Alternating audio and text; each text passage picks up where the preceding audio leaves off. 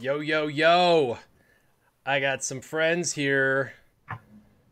Everybody want to come off mute and introduce yourself? I got some patrons that are happening today. They're on my stream today. So introduce yourselves. Go on. How's it going, everyone? That's Nathan. Hey, FS Duke. FS Duke, what's happening?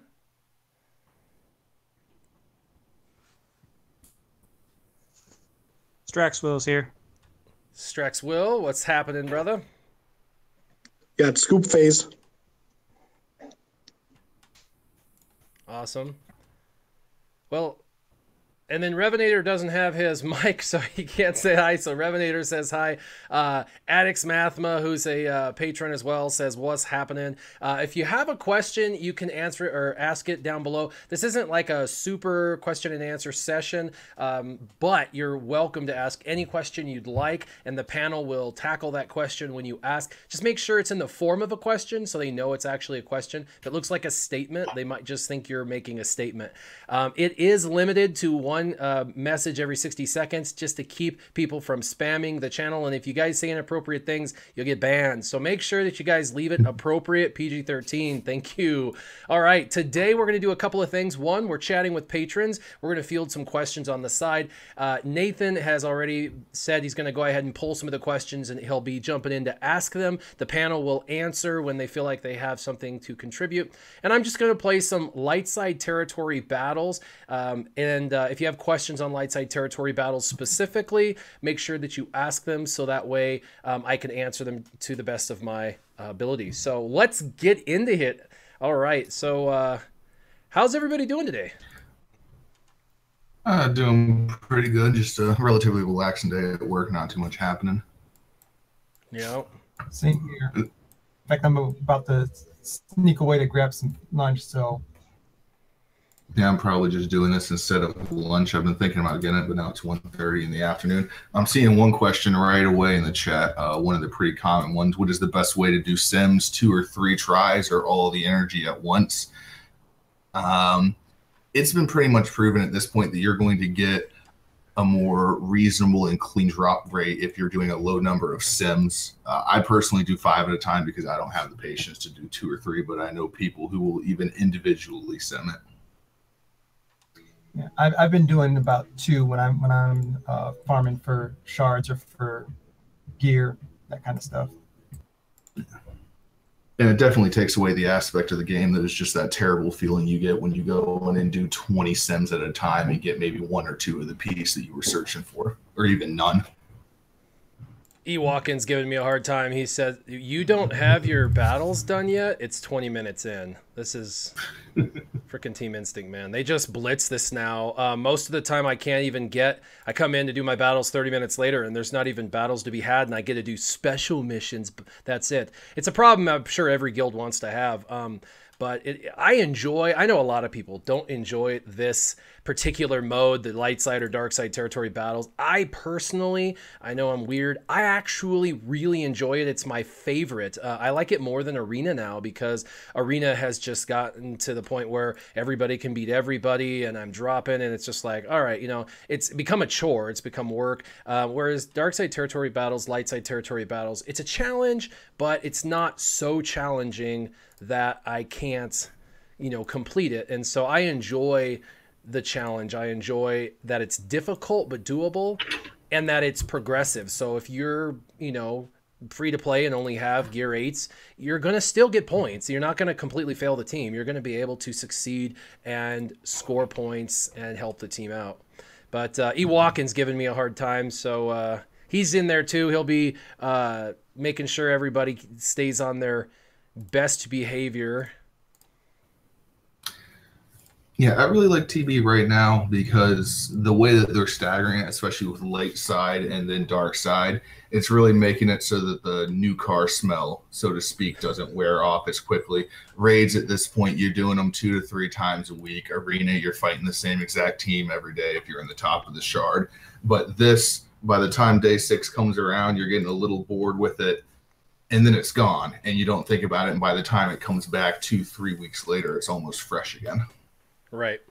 So I'm in the battles, and there's special missions, of course, and regular missions. And so just the thought process I do is, if you notice, the first thing I did was I went in and I looked at the actual whatever the hell they're called that you put in. What the heck are they called? Where you platoon, the platooning. I went and looked at both platoons, and I tried to make sure I could platoon. Of course, they slammed them, but if they didn't, you would want to try and see what characters that are non-essential that you can platoon. I did that first. The next thing I'm going to do is I'm going to go in and I'm going to knock out the missions that require a specific character, because I don't want to accidentally use that character. And yes, the game's supposed to notify you and say, hey, are you sure? But it's just, for me, mentally easier to go from the least or the most constrictive battle to the least constrictive. And since we're light side, the least constrictive are what they would call light side battles. If it says Rebels or Rogue One or Phoenix or, you know, Hoth Rebel Scout, these are all more constrictive, right? They're requiring. So the first thing I'm going to do is do the special mission. It is for Rolo shards, and it requires Captain Han Solo, whom I love, and of course the Hoth Rebel soldier, I believe. And so we're going to try and figure out who to use for this team. I think I'm going to go, let's go CLS. It's a special mission, so why not? And we'll do, let's do Han Solo, and we'll do General Kenobi. Why not? This is a super... A couple of quick questions. Yeah, go for it. A couple of quick questions popping up in the chat. JMill Gaming 49 saying that he needs to get the Jawas for farming crit mods. Any tips? And the simplest I can say on that is just minimum you can get. If I remember correctly, there's only 5 Jawas, so you already have the exact 5 that you're going to need. And I'd probably say gear level 7 to 8, and then just move your good mods over for an hour. Take the time to do that, knock out the battle, move them back. Yep, it's really actually an easy battle. I think I did it with gear 7 across the board. I have a video. No kidding, Warrior. I actually have a video on that, and I beat it, and not handedly at all, but it was back when I didn't have my Jawas very high, and all my Jawas abilities were at level 3, so it may be worth a watch. You may want to go back to that old school video to see how horrible my videos were back then, but also see how low I had them, because I'm pretty sure that I had them at like gear 7 and abilities at like level 3. I'm not even sure I had them all at level 85. I think back then it was like 75 or 80. So you may want to go check that out. Oh, here's a good debate point. Is it better to farm Wampa or Hermit Yoda at this point? And this is asked by Jose Zanoli. I hope I'm getting that last name pronounced correct. So I know why he's asking that. You know why he's asking, right? Because there's been two videos that have come out with raid solos from the start to finish. 2 teams, and they're 2 definitively different teams. One's got an Admiral Akbar lead, and it has Hermit Yoda, BB-8, CLS, and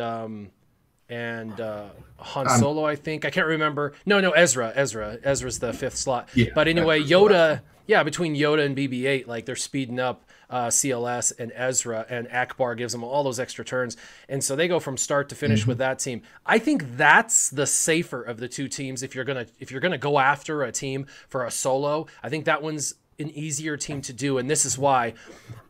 Phase 1 is really, really, really complicated with General Grievous's ability when he takes damage and damage over time principles, and whether is he countering or is he actually taking a turn. Like, it's really hard to count his turns because, you know, after 7 turns, after 7 times. So it's one of those things where I think if you wanted to make the team that's easier to physically use, then I would go the Yoda route. But if you're looking for a team that can do it, they're also the Darth Vader led team. And as long as you play phase 1 manually really, really carefully and do your counting, you can solo through phase 1, and then you can hit auto for phase 2 through 4, and it only takes like 45 minutes to do the entire solo on your own. With Wampa, it's faster than with CLS and Ezra. It's like an hour and a half. He might also be thinking that you need a Hermit Yoda for the, you know, Jedi Luke event eventually, yeah. But I'm still more of a fan, especially if we're looking specifically at Hat, of the Zeta Wampa team. And my reasoning for that is that I got a chance to glance at what I believe are the mod sets used by the Akbar team, and you need some good mods to make that team work. They were running something like 300 speed on both Hermit Yoda and BB-8 on that team, whereas the Wampa team, you just need some damage, and you get BB-8 up around 275, and everything else, I think CLS was 250, and everyone else was very pedestrian speed secondaries. That's a good point. Mods are a big deal, so you know it's maybe behooves people. Plus, I would say that the Wampa personally is the one that I'm going for 7-star first. I have them both at 5-star unlocked at gear 11, but I'm doing Wampa first, and I find him more fun. And I think that I could learn the technique of phase 1. It's really difficult to master, to be honest with you. And I've seen a lot of people try and fail. So, but I think it's worth learning how to count the 7 turns and all of that, and use that team over it. Plus, everyone has Darth Vader Zeta, right? Actually, no. I had him gear 8, no Zeta, because by the time I got in, people were already using Gen to find alternate ways to get through the Rancor, and I just was right after the Zeta phase was when I started playing the game. Okay, everyone but you, Nathan. Oh, yeah, pretty much. I think he's no longer the most Zated character, if I remember correctly. R2-D2 number crunches past him, according to the stats. Well, I have no Zetas, so I'm way behind all of you guys. Oh, get Zetas. They're great. Yeah, I recommend picking up some of those. However, I would not recommend being like me and just dropping ships for 3 months straight to do nothing but purchase Zeta Match from the store, because then you realize your ships are terrible. Yeah, I had to focus on ships first, get what I needed first, and then focus on doing the Zeta Mats. And it put me behind by about 2 months, but it was well worth it in the long run. Yeah, see, I was holding rank 1, rank 2 in ship arena at the time that I stopped, and I just kind of let it slip away, and now I'm finally picking up ships again and just fighting to get back into the top 100, and I can't even contend for the top spaces right now because I don't even have Chimera unlocked.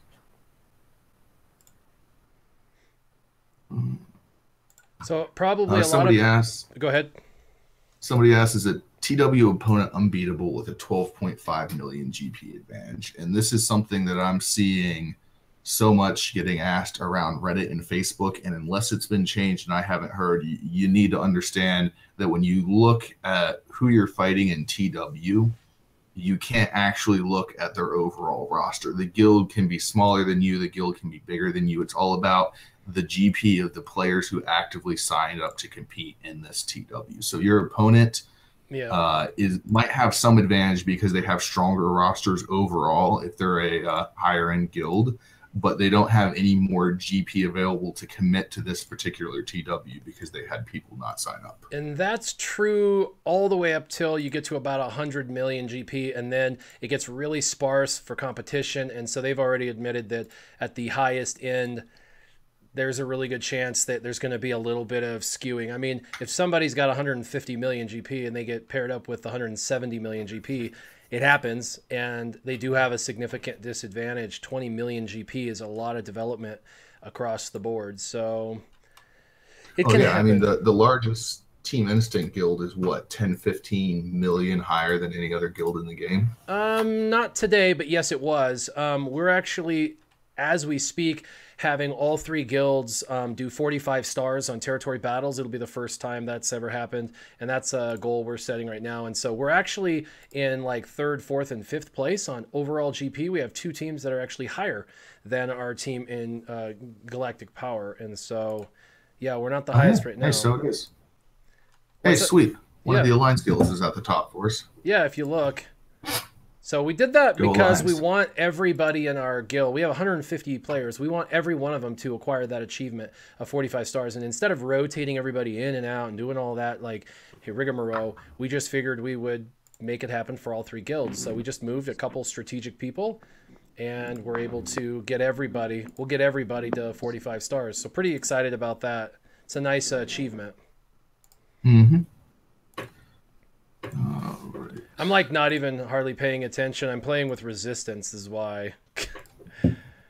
I'm just Oh yeah, resistance is just muscle memory at this point. Yeah, and a lot of people will actually probably wonder why I'm not using Jedi Rey as the lead. And to be completely honest, it's just I actually enjoy the Poe lead in I like to play teams that I can't play elsewhere in here. So for example, territory wars, there's certain team comps I have offensively that I've never used anywhere else. The same is true with territory battles, and then also galactic war. I'm using First Order. I'm using all my 3-star First Order characters, the ones that have just become free to play farmable, and even Fox. I only have the Executioner at 3 stars, so it's been kind of fun.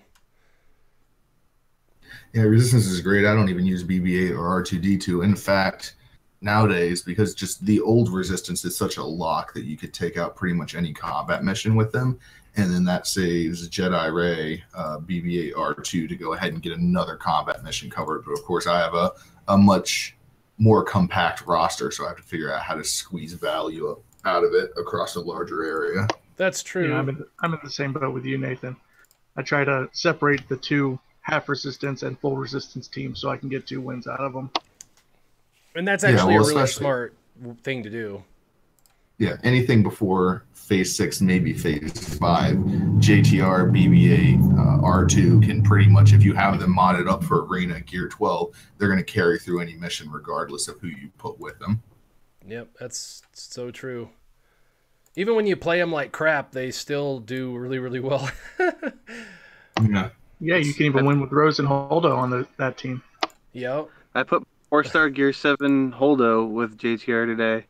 The days was awesome. Yeah, Holdo does. Has anyone here gotten... Go ahead. Sorry, go ahead. I was wondering if anyone here has gotten a chance to really use and test out Holdo now that they've apparently released a fix for a bug. But has the fix actually been applied? They said that they were doing a restart, I thought, last night, if I read what I was seeing correctly. Yeah, I have not and I did get last night. Okay. Is there anybody on the call that questions the turn order kill of territory battles, or are you guys all comfortable with who you should be killing when and why? It's pretty accurate for Phase 6. Otherwise, 1 through 5, I press auto. Yeah, pretty much. Well, there's a lot of people that don't press auto, so... Yeah, and it's something interesting, but I guess it's something that him and I probably can't really speak on, because as much as I do enjoy doing TB, it's also nice to, when you're putting so much time into this game, just be able to hit auto on something and set it aside for a little bit while you're doing something else. It is nice, but you got to admit that when you get to the point where you're pressing auto for things, you're losing some of the fun of that actual aspect of the game. I mean, don't get me wrong, I auto all the way through Guild War, Galactic War, and a lot of these battles as well. But I definitely found the fun factor of Galaxy War is non-existent anymore, just because even with going and using alternate teams and all that kind of stuff. How's your First Order? Just knowing my First Order can kind of go through and blow them all away. I mean, I have a maxed out First Order team. And that's why. I got a lot of 3 stars that I'm using. I'm using all the newest ones, and I didn't spend any money on all those new characters. So I'm just trying to learn them, and the best way to do that is to take them into Galactic War when they're a little bit underpowered and to test them out, and it's challenging. My First Order Executioner sucks. He hits for like 8,000-9,000, which I've seen others hit for like 30,000. So I got a ways to go. I feel like he might be one of the most hyped up tunes that just fell flat. I don't know. I think he has a lot of potential. And keep in mind, we're not at the end of seeing these new characters from the movie release season yet. I mean, how long after Rogue One was out did we see Bodhi? No, we've got to get it at least Papu or whatever, Yeah. Not that they're any good, but Rose is really just here so I can laugh at people getting salty on Facebook all day. Yeah, I don't have a problem with them bringing Rose and Holdo into the game, honestly. This is what I have a problem with. All the other amazing characters at this point they could have brought into the game that they chose not to. So it's not necessarily hatred towards that specific character because they're here, rather hatred towards what's not here and why. Why there's a lot of characters that aren't going to get legendary events or they're not huge payouts like Embo. Like, come on now. Let's use Embo. I mean, he's in the game files. Why not, right? That's yeah, how I mean, I feel execution. I feel like there was a lot of hype at the time as well. Like for the past month or so, people have been excited for another wave of Sith in February. Like there was the Revan rumors and stuff like that, and people were just expecting something big. And then they got Rose and Holdo, who aren't terrible characters. I like the characters, but from their kit point of view, people are, I guess, gonna be disappointed in one way or another. Yeah, it's kind of hard to not be disappointed when everyone was getting up in a frenzy about Revan, and then pretty much anything you get at that point is going to be a disappointment. Yeah, that's the community, though. I mean, there's been like 8,000 leaks in the last 2 weeks that aren't even leaks. They're just people making up fake kits and fake characters, and it's like, stop the madness. So really quick, I'm going into a battle that requires, so it's one of those prerequisite battles. It's in the north, and it requires Hoth Rebel Scout, and it also requires Rebels. So Rebels and Hoth Rebel Scout. This particular node doesn't have Rogue One required, so I like to just bring in my Rogue One squad. Of course, Jin lead, Shuritan Bays with Cassian, and then normally it would be K2SO, but because they're requiring Scout, I'm bringing Scout in. This is what I call a one-off substitution. I use this kind of strategy all the time throughout all of dark side and light side territory battles, where you basically have a go-to team that you use from phase 1 to 6, and then you just, if that particular node requires those types of characters, you just sub in the one character that they're requiring you use, or the two characters that they're requiring you to use. But don't do what I did a couple of weeks ago, where you have to use Rogue One, and then the top had a Rebels node, and I went and used my Rogue One on Rebels, and it didn't say anything to me. And then I went down to Rogue One, and it was all, oh yeah, you need Rogue One, and I had to use POW and Bistan and like all the like lower end. It was horrible. It was absolutely terrible, but I won surprisingly because it was in like phase 2. But definitely pay attention to all the nodes first to see what's required, to see what you're gonna need. Another thing is I know for kill order a lot of people are confused. Ops take away all your bonuses and all your buffs, and so they're really a high target. But then there's also the Imperial probe droids, which put your target lock down, you lose turn meter, you do they do extra damage, yada yada. So the way I do it is they're both equally as important to eliminate. So I look at the map and I say, which one is there more of? So in this particular map, if you notice, there's 4 Imperial probe droids, and then there is 1 ops. So I'm going to go ahead and get rid of the ops first because there's only 1, and then do the droids. If there was like 2 droids and 4 ops, I would be going after the droids first. So it's a matter of, they're a 2-person combo, basically. The 2 work in synergy together, and so I make sure that whichever piece of that puzzle can be ruined first is the way I go. So that's how I determine my kill order, specifically with the Imperial probe droid and specifically with Snowtrooper ops, as to which one I go first. Because I've heard some people say, hey, you said ops first, then droids, but I've seen you go after droids first, then ops. And that's because they're both equally as crappy to go against. And it's whichever piece of that puzzle has the fewer pieces is the one I go after first. If that makes sense. Does that make sense to you guys? That makes Yeah, it makes sense. Yeah. No, not at all. Do you guys do the same thing or no? I actually More or less. saw that in one of your videos, and I used that, and I actually 6 out of 6 in I think it was phase 2 for the first time. Oh, very good. I probably should be doing that. I've always kind of approached the probe droid as I really hate putting a lot of damage into something that is going to blow itself up right before I kill it. Especially droids are usually trying to get the stun on, and as opposed to just killing them at the beginning. Yeah, I like the stun. Anyone who stuns, and my Jin Urso never stuns because she doesn't like me. She says warrior is no fun, so she doesn't give me the stun. Yeah, I go for the stun as well. Yeah, especially if I'm using your team, and that's that same situation. I'll either lock up or get that ops out, and then use turret to tenacity up as soon as possible, because that is the one benefactor versus the droid is you can get that resist. This might not be technically correct, but as opposed to a kill order depending on what type of tune they are, I go more for a kill order depending on who is the unique, or what's the identifier they use for the ones that has a special buff over their head. So really quick, I've got one guy stunned. I've got a bunch of people debuffed, and so I've got Cassian, and Cassian has 3 abilities. His third ability, that second special, it's really awesome. What it does is it takes every debuff, throws it on the one target, including stun. So a lot of people don't even think about Cassian as a stunner, but he is, because he can take the stun from another character and apply it. So I'm going to go ahead and stun this other snowtrooper ops. Boom. See that? That's pretty awesome. So it's all about making sure that you're targeting the characters correctly. I could have wasted that on another tune, but I wanted to make sure that the ops were both stunned. And that's exactly what happened in here. So now I can come back to the snowtrooper, who's got 5 exposes on him. Actually, I'm not sure which has 5 exposes, and I can do a special that should kill him. Yep, that killed him. And now I can start going after the droids, even though there's more of them, because the other 2 guys are stunned, so I can start to work it out. I stunned him, now I can move to the other one. And by the way, that scout is actually pretty good. I'm going to give Cassian another turn. I like to give Cassian another turn because he debuffs so rapidly. And if they blow up, they blow up. To be honest, I don't see a lot of damage with the blow-ups, you know, when they blow up.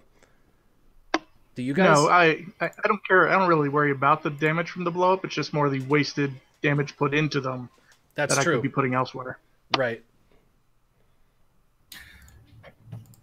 Yeah, sometimes, especially at the lower levels, it's just faster to get through the mission if you just ignore them and let them kill themselves and go sweet. And it's 3 less tunes that I have to kill in this wave. And the one thing you don't want to do is throw a tenacity up when there's still snowtrooper ops on the board, because you'll have wasted it. Same thing with any other buffing that you can do. Now, if the Imperial Pro Droids were like the character ones where they took out somebody every single time, then yeah, they'd be a much higher priority target. Yep, that's true. And I try to get the ops first a lot of times too, because they go stealth, and once they're stealth, it's, you know, really hard to get to them. Super annoying because they heal themselves when they go stealth, and they throw those debuff bombs. I hate those debuff bombs. Now, do any of you ever switch your mods around when you hop into the tournament wars or tournament battles as opposed to arena mods? I'm sure there's a lot of people that do. I'm too lazy. I tell people just get a character decent, and then anytime you see a mod and you're like, wow, that would be good for Jin, then give it to her and make her slightly better. Or if you see a particular character. I was talking to one of my patrons last night. I have a couple of patrons that actually pay a significant amount more to actually do one-on-one like mentoring, talking, coaching like each week. And so we had a 2-hour conversation last night. I know, where do I find the time, right? But we were talking, and he's like, you know, how do I do this? How do I do this? And so my suggestion, I'm going to give it to everybody. This is warrior advice. So, you know, pay up. No, I'm just kidding. So he asked, he said, how do you do it? How do you do it? You know, you got all these teams and I don't want to remod and stuff. And I said, listen, so go into all, you know, he had done my first technique, which is you get everybody to level 50, right? And then you can store mods on them. But he's like, yeah, that's great, because now I can go and find them in swgoh.gg.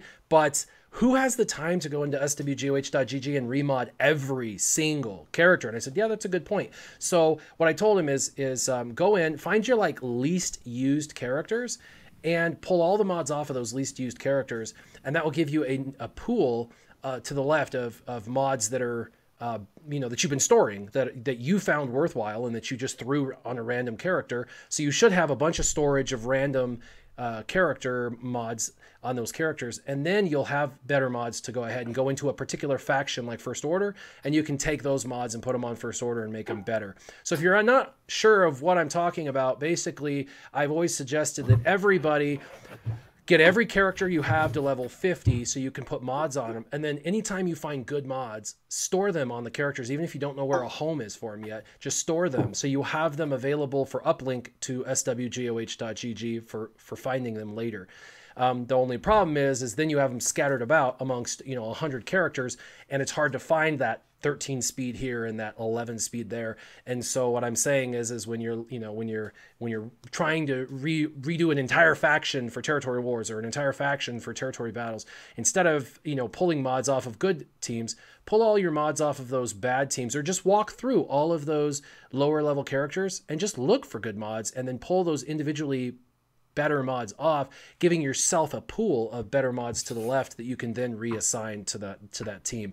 I hope that makes sense. He understood, and he definitely said, oh, that's going to save so much time. That makes a lot of sense. So hopefully that helps somebody out there in La La Land. Yeah, I hadn't even thought of that, to be honest. But yeah, it just kind of made my life a bit easier.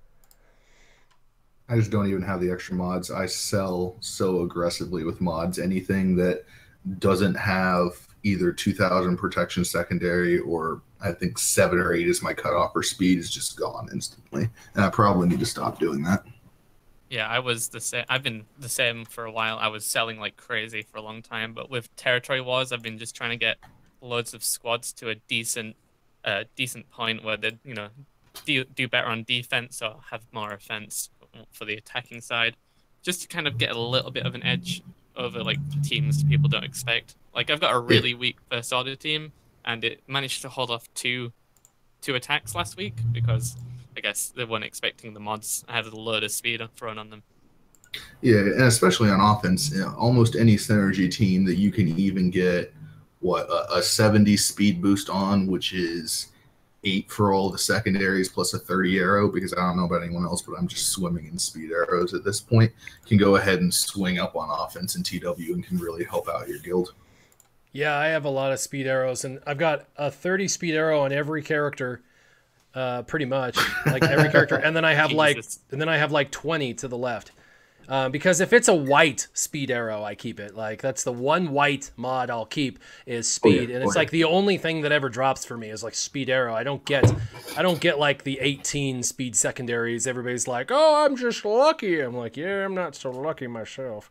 So yeah, well, some people spend money on like the mod store every day just trying to get all of these speed secondaries. I wouldn't even have that much effort to go into the mod store. To be honest, I forgot it existed for a while. The mod store. The mod store has its place, but really it's more for the end character, someone who's been playing for a while and is really got a lot of credits to burn through. For example, me. I have like 150 million credits. I don't know what to use them on except for mods, but I can't ever get mods to spend them on.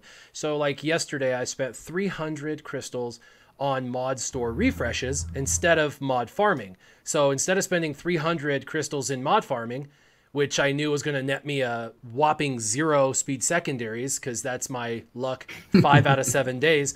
I just spent, it's only 15 to refresh the store. So I spent 15 crystals, 300 crystals worth, and I found 2 mods that had speed secondary. One went to 9, the other went to 10. And so for 300 crystals, I could have got nothing in mod farming, or I could have refreshed the store and found 2 for credits. But I'm unique. I have a lot of credits to burn, so I can buy anything I see that's for credits. So I just went through it looking for anything for credits. Not everybody has that capability. If you don't have credits, then this strategy isn't going to work. But this is an in-game strategy I use personally. And then sometimes I mod farm and I use my Cantina energy and I do the refreshes and I get upset and disappointed. And then I go into the store the next day and spend my 300 crystals refreshing. I always find at least 1 or 2 good mods, and for 300, it's like, why not? So hopefully that helps as well for a lot of people who might be wondering, how to get those. I can imagine you get to the point where you go, all right, every character's level 85. I have enough gold sitting around or credits to get the next 10 characters that come out instantly to level 85. What am I doing with this currency now? I can't even convert it into the shard shop. Yep. Yeah, I buy a lot of gear out of the shard shop too. Go for it. Mm-hmm. Sorry, one of the most devoted free-to-play players in my guild has he always seems to be much more safe when it comes to currency than the rest of us who have spent money in the game. He always ensures he's got at least 10 million gold. He always he's got the strategy of refreshing the mod star or overdoing the Cantina battles. I feel like more people feel like it's better to refresh the Cantina, the mod challenges, because you are going to get one guaranteed for every refresh. But I haven't gotten like a decent speed secondary all month, and I'm seriously considering switching over to that mod star method now that you guys have, mentioned it like that. Yeah. I mean, did that make sense to you? Does it sound like something that would benefit you?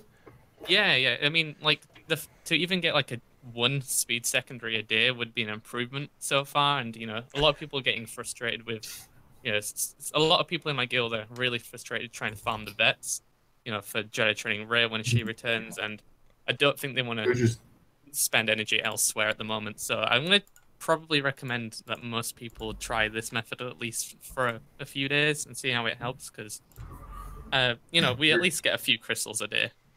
Yep. And your Cantina energy just gets pulled so hard. I was so excited because I'm 70 out of 100 on Death Trooper right now, and I'm getting ready to be able to go back and farm mods again with my Cantina energy.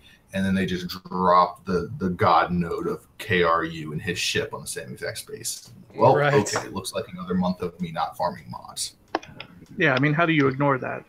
Especially you can't. The drop rate for me, has been amazing. I do 3 drops at a time, and it seems like I get at least 3 shards every time, at least. Yeah, I'm the same. Amazing drop rate on that node, especially after farming the vets, the Death Trooper, the Sith Assassin. I've been on 16 energy grinds for months. It's so refreshing. And not only that, but I think a lot of people expected, because usually it's about a 30% chance for Cantina, and I think a lot of people expected that there was a 30% chance that you'd get either the character shard or the ship shard, and it's not. There's just a 30% chance that you get a character shard, and there's also a 30% chance you get a ship shard on every single sim, and it just adds up looking ridiculous when you look at them. That is absolutely 100% true. And that's why a lot of people are being shocked, because it's a 2-for-1. And that's why Shore Trooper is such an amazing node, except for it costs a lot. But any of those double stacks, Kylo Ren, you get First Order Stormtrooper with the command shuttle. It's like, what? There's 3 of those that I know of, those double combos. And those double combos are free-to-play friends, dream come true. So pay attention to those for sure. But Kylo Ren, man, I knew it. I said, okay, I'm gonna wait till he comes farmable. I'm not gonna spend any money on him, and I didn't. And so, but I get a lot of crystals through my getting #1 in ships and arena, about 1,000 a day, 1,050. And so I'm like, I can buy gear, or I could buy shards for Kylo Ren Unmasked. And there was a real push for First Order for Territory Wars, right? Because that's a good team. They get bonuses in Territory Wars. So I'm going to focus on them. But I need crew, right? I need Kylo Ren Unmasked. So I started slowly buying his ship shards and his shards through a 2-month process with my winnings every day, basically eliminating any ability for me to buy gear for other characters except for some tiny gear. And the freaking day that I got him to 7 stars, I was like, yeah, I did a live stream. I'm like, got him 7 stars. I was like dancing all happy. And then the very next day there was an announcement that they were both free to play. I'm like, I was so upset. I'm like, I'm never doing that again. Was it sooner than you expected as well? Because a lot of people were saying to me like it was a lot sooner than they expected. It was like 5 years off the cadence, right? Yeah, so just between you guys, me and a wall, no, I'm just kidding. It's all right. But I actually asked that Monday night on a conference call with Capital Games, I said, when are they becoming farmable? Because that's stuff we like to tell the community.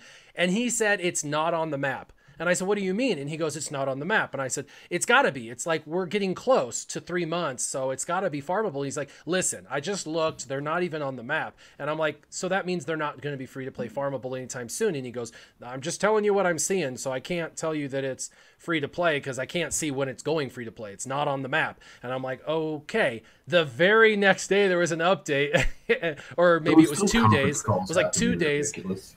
Yeah, and it was like 2 days, later or whatever from that conference call, and they went free to play, and I'm like, dang it, people always think that Capital Games, that's how you know when the leak isn't a leak. When they say, I have a Game Changer buddy of mine, and he told me X, that's a lie, because the Game Changers don't know anything. Nothing. We are in the dark before. I mean, we learn more from the community. We're like, oh, someone scraped that from the files or whatever.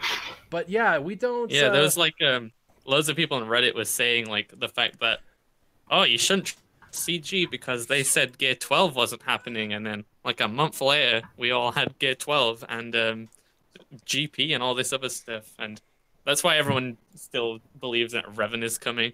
But that's just the community, just being the community in themselves, just getting excited about anything. Yeah. Yep. All right. A couple new questions popped up.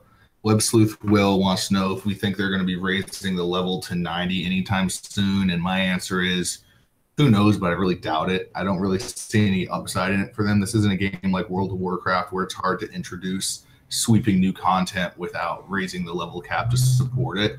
And there's also just no profit. Maybe people buy a couple more refreshes, but you're not going to get a lot of money coming in to really push up to level 90. So I don't see them doing anytime soon. I think they have a million other things that they'd rather work on and could profit on better.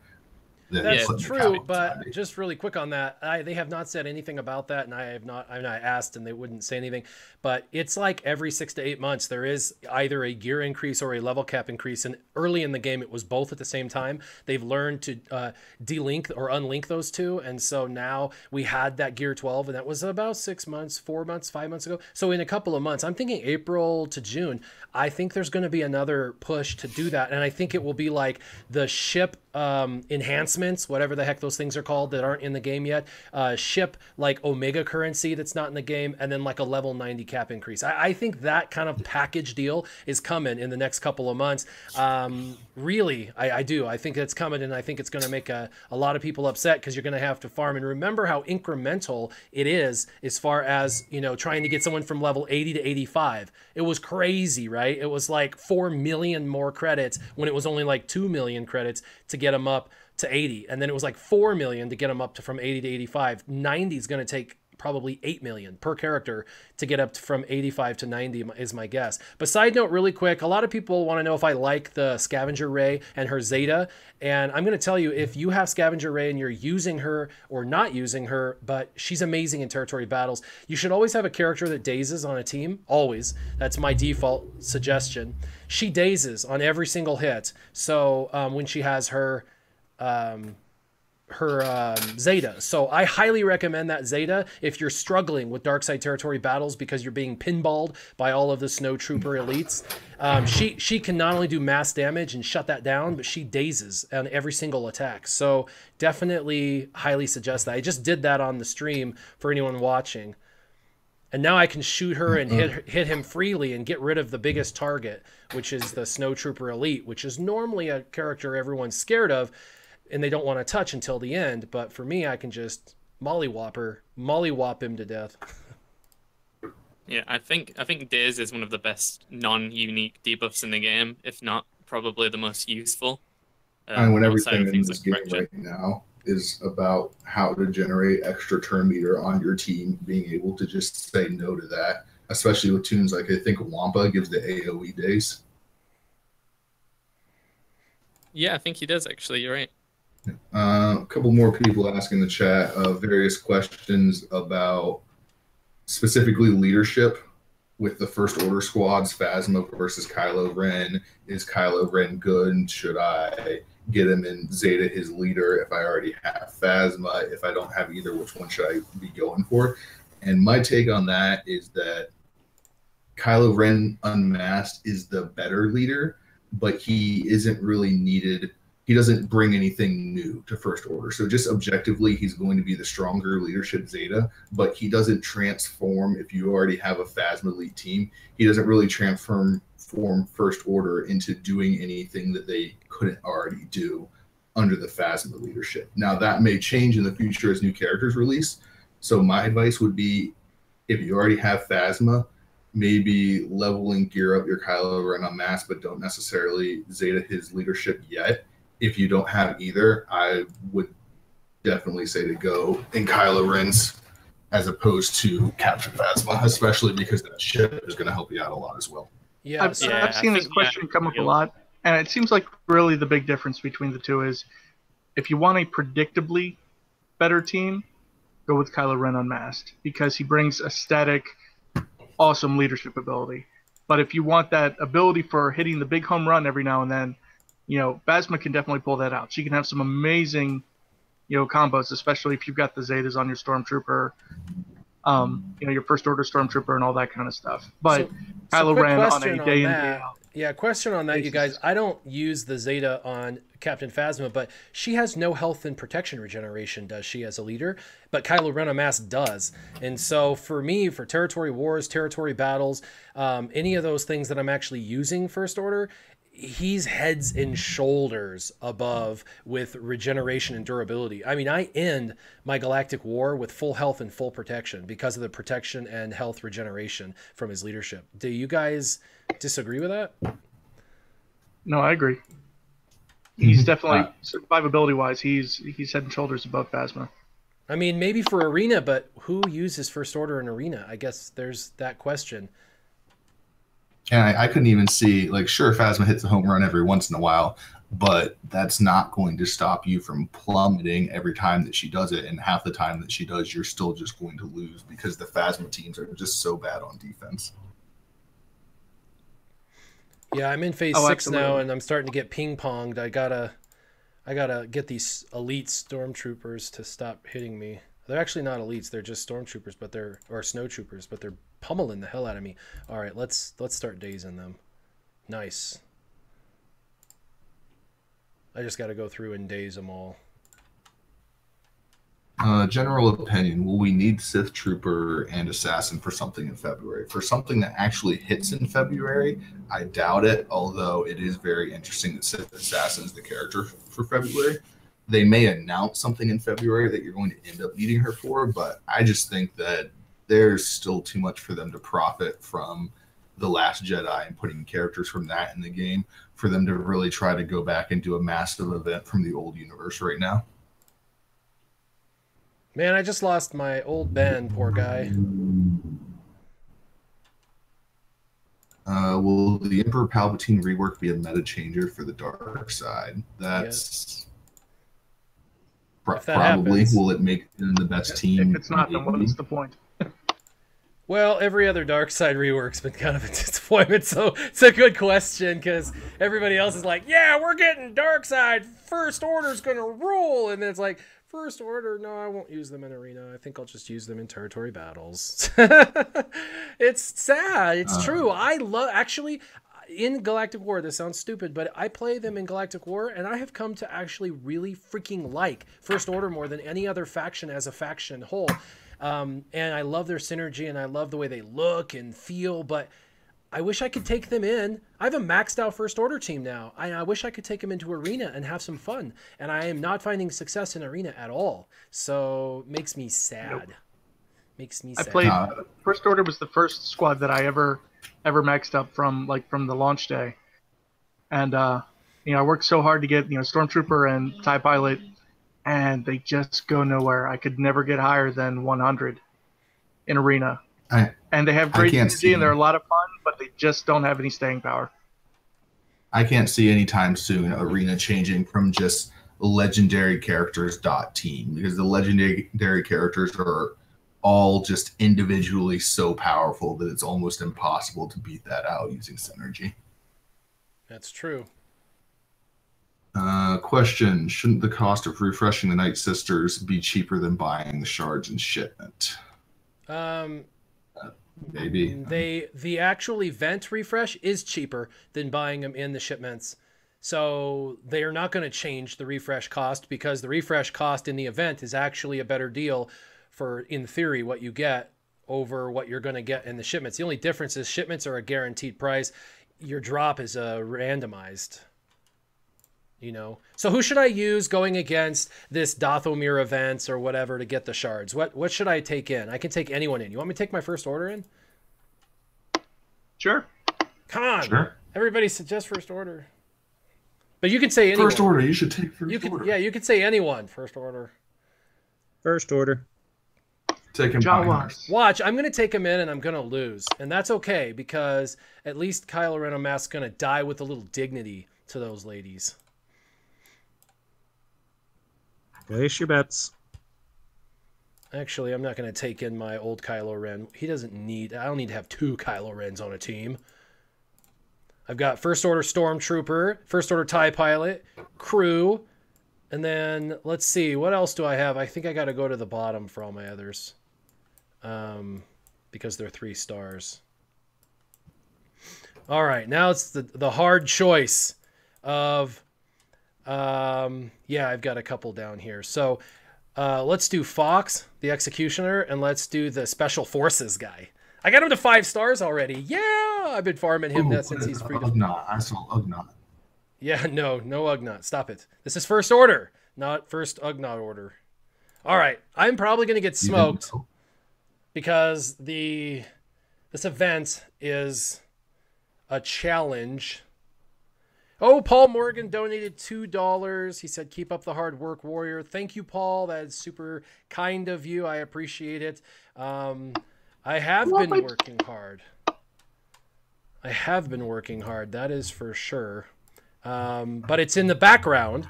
I've been teaching myself, which is dangerous. I've been teaching myself how to do some new techniques and stuff, and not all of them are good. My patrons are helping me decipher what's a terrible edit and what's a good edit.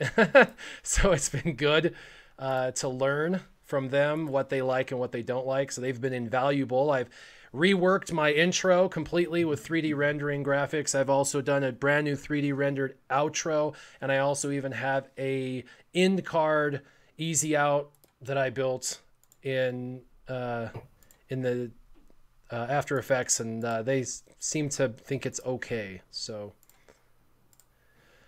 yeah, what do you guys think of those? They're gonna pass, or am I gonna have to completely scrap them and rework them? Pass. No, I like them so far. They're looking good.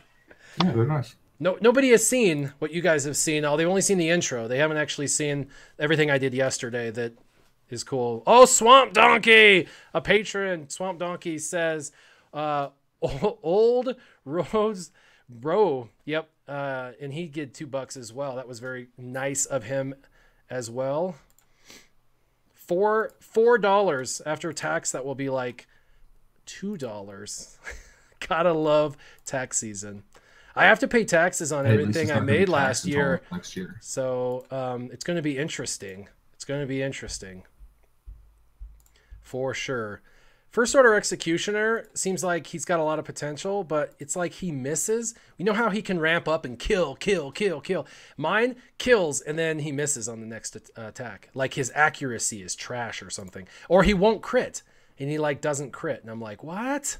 That was a really sad attack there. Yeah, no, these are sad attacks. If you look, they're not critting, and it's like, what's going on? All right, do you think I can stun the Spirit Altar?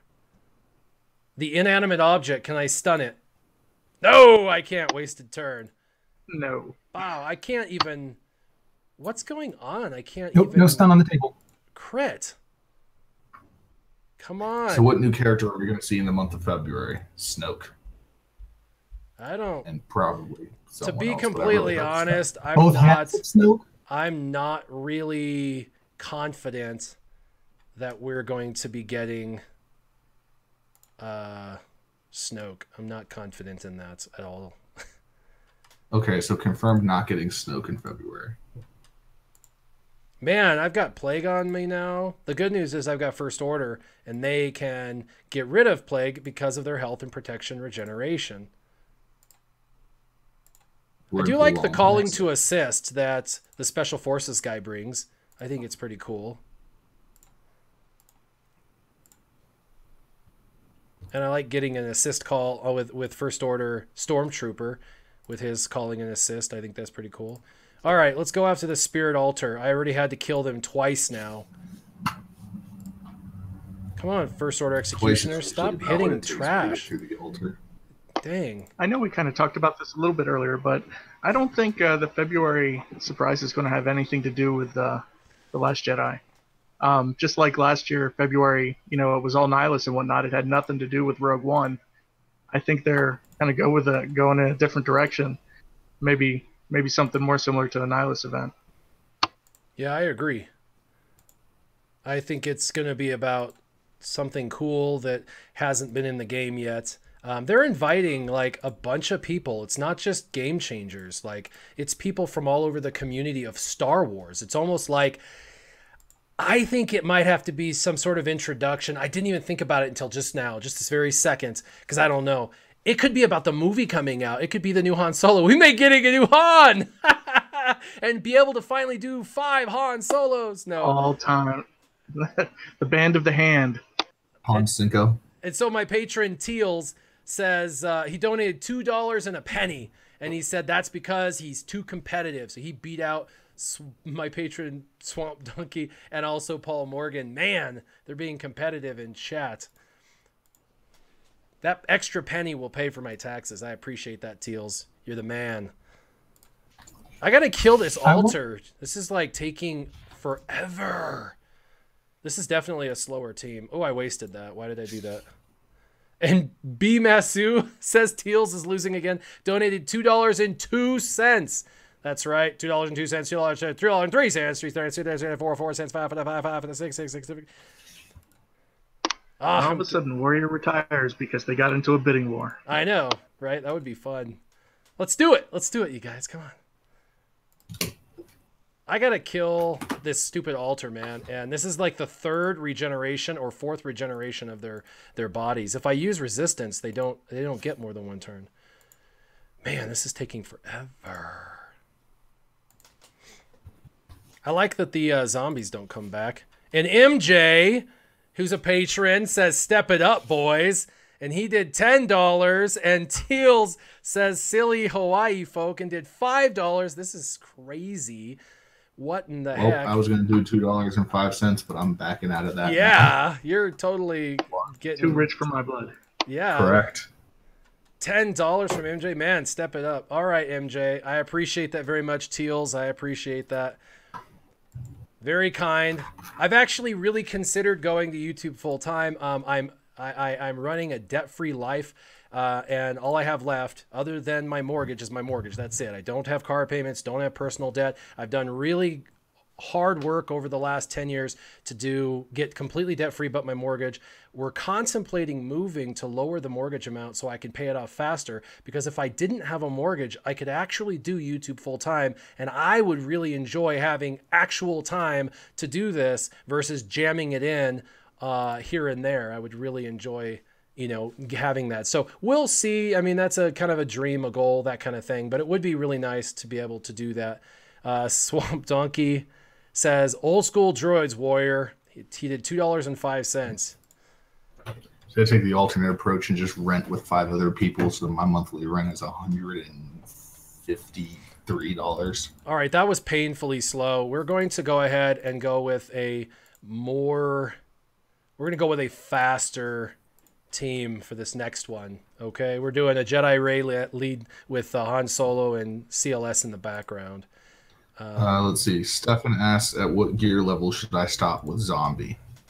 As soon as he hits 6,000 power. Yeah, 6,000 and stop. Yeah, basically 6,000 power, about 20,000 health and protection combined. You don't really want more than 25,000 health and protection combined. So the 20 to 25,000 health and protection is pretty solid area to be at. So. And you probably want to mod him for tenacity is the most important thing, I'd assume. Just speed. Just speed. Okay. You just want him fast. Tenacity, I mean, you could probably do speed and tenacity just to try and irritate people, but tenacity's, just force everyone. I'm worried about ability block. Yeah, it would be a good mod set to have tenacity plus with 3 tenacity sets, and just try to limit or minimize, because if people aren't building out their potency well enough because they're being lazy, that would be a good way of really frustrating them and forcing them to mod correctly the potency that they should be modding. Nice. You really need the Nightsisters to be more frustrating on defense. No way. Someone asked, what character should I be farming just to be on the safe side, since they're giving us assassin shards on a daily reward? It's going to be a crapshoot to call that. There's probably going to be a new or 2 new characters that are needed if there's going to be a legendary event requiring it. So I would say, Sith Assassin, and then probably Sith Trooper is the only other solid bet that you could make, because it was a tune that was released with Sith Assassin. is from the same era, so is the most likely to be needed for an event that you're going to need Sith Assassin for. You know what was crazy? Before Old Daka died, she healed the freaking table.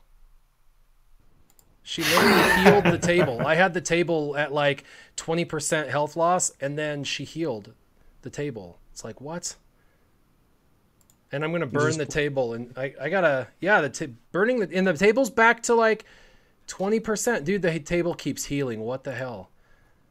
I've never seen this before. Someone asked. I thought tenacity was useless. It pretty much is, but on a zombie, pretty much every stat is useless, and in fact, most stats you actively want to avoid getting on it. Well, and the other thing is tenacity is not useless, okay? Tenacity keeps everybody honest. If you use tenacity, it forces everybody to use potency. If you don't use tenacity, people don't need to put a whole lot of potency on their characters because you're giving them a free pass. So then they can put a bunch of critical chance, damage, blah, blah, blah. You want them to have to mod for potency, and so the necessary evil is to throw some tenacity on there, so that way it keeps them honest. But yeah, I hear what he's saying. Tenacity is... Modding for tenacity, it's really difficult to mod it correctly and actually get any real significant advantage over it. Here we go. Burn for 20%. 15%, I mean. Bam, bam. Dang it, they're going to regenerate. Have you guys ever had her heal the table? I don't pay attention. You don't pay attention. Yeah, she never gets a turn.